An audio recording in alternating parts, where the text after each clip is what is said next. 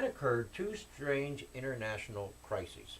The first began with a sensational trial in New Orleans. The chief of police had been killed by a group of Italian immigrants. However, at the trial, the verdicts were either not guilty or hung juries. The local people took matters into their own hands and hung 11 of the 19 defendants.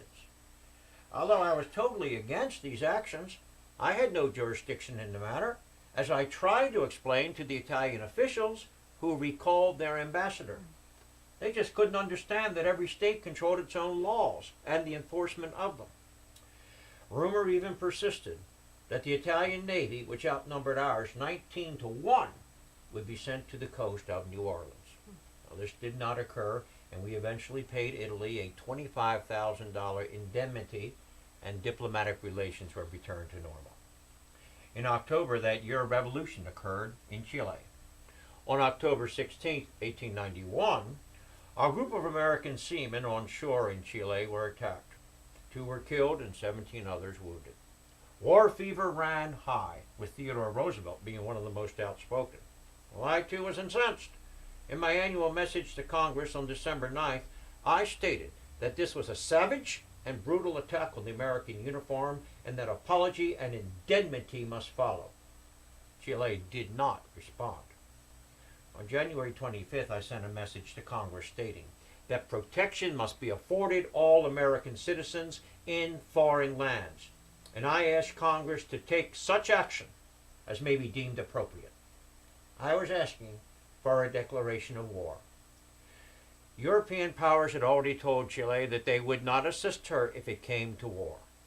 Within 24 hours, Chile backed down and offered a $75,000 indemnity, which was distributed to the injured soldiers and the families of the slain.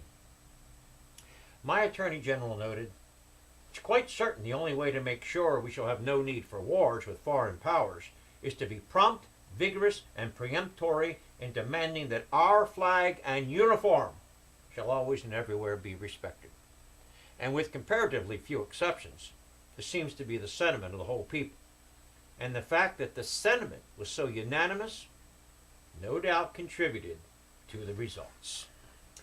Well, I stayed in the background on political issues, but many times Ben would discuss matters with me. He told me he understood that a woman's intuition was often more valuable in matters of statescraft than a man's logic. Although I was non-political in presidential matters, I may be best remembered for my helping 2 women's rights organizations. The first was the Women's Medical Fund for the Johns Hopkins School of Medicine in Baltimore, of whose national committee I was the head. We raised $500,000 for the medical school on the condition that we were given full and equal opportunity in pursuing medical educations and careers. The second was my acceptance of the offer to be the first President General of the Daughters of the American Revolution. The group was formed because the men of the Sons of the American Revolution had reneged on a promise to include women. I held the first meetings in the Blue Room of the White House and guided the election of officers to women with political connections. Thus, this group, with many government workers, would rapidly become a political voice for women.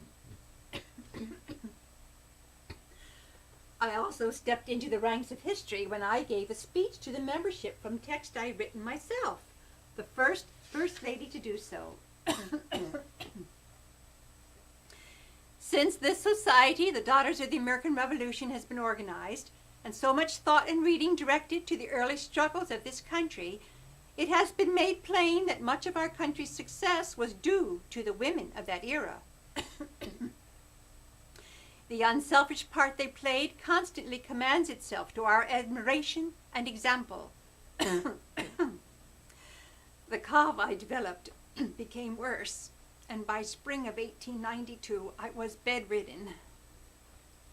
The illness was diagnosed as nervous prostration, but later confirmed as tuberculosis.